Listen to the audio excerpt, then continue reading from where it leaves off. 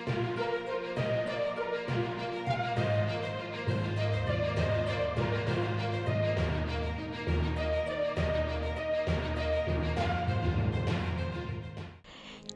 जनवरी की सुबह गुटखा से भरे ट्रक को कुछ लोगों द्वारा लूट करने की घटना सामने आई थी।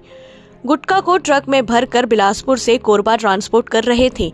तभी कुछ बदमाशों ने धूमा चौक के पास कार से ट्रक का रास्ता रोककर ट्रक को लूटकर फरार हो गए थे। ट्रक की जयराम नगर भनेसर में लावारिस हालत में होने की सूचना मिली थी। जब पुलिस मौके पर पहुंची तब लुटेरे सामान लेकर फरार हो गए थे।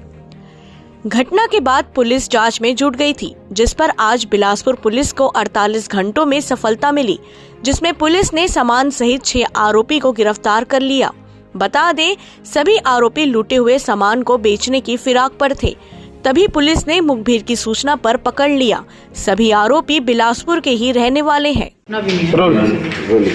जी मैम, बताएंगे किस तरह की घटना है, कितने लोगों को पकड़ा गया है, किस तरह से घटना को अंजाम दिया गया है? ये 24 तारीख को अर्ली मॉर्निंग राजश्री की फैक्ट्री से जो पिकअप गाड़ी निकली थी, उसके बारे में करीब थाने में 10:30-11 बजे के आसपास सूचना प्राप्त हुई कि गाड़ी को रोककर धूमा चौक के पास ड्राइवर को एक अन्य गाड़ी में बिठाया गया 2 व्यक्तियों द्वारा और गाड़ी को दूसरी दिशा में ले गए और उसमें करीब 14 लाख का गुटखा का जो पैकेट्स थे वो थे और ड्राइवर को रायपुर हाईवे के पास एक जगह छोड़ा गया था। उसकी रिपोर्ट पर से एफआईआर इनिशियली पंजीबद्ध की गई और उसके बाद जो गाड़ी है वो अबैंडन्ड हालत में जयराम नगर के पास प्राप्त हुई थी। उसमें कुछ माल रखा हुआ भी था।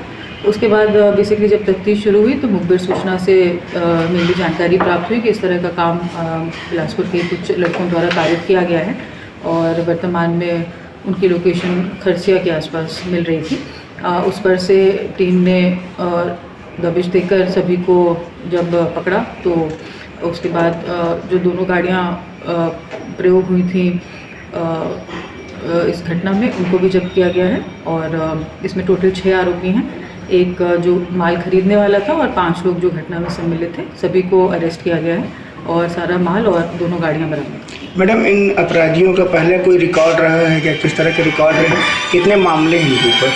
पूर्व में भी इनमें से कुछ अपराधियों के ऊपर अपराध पंजीबद्ध हुए हैं। इसमें लूट जैसी घटनाएं और चोरी की घटनाएं भी सम्मिलित हैं और एक इसमें जो आरोपी है वो पूर्व में इसी फैक्ट्री में ड्राइवरी का काम भी कर चुका है, इसीलिए उसको इस रूट के और सारे जो कार्य थे उसके संबंध में जानकारी मिली।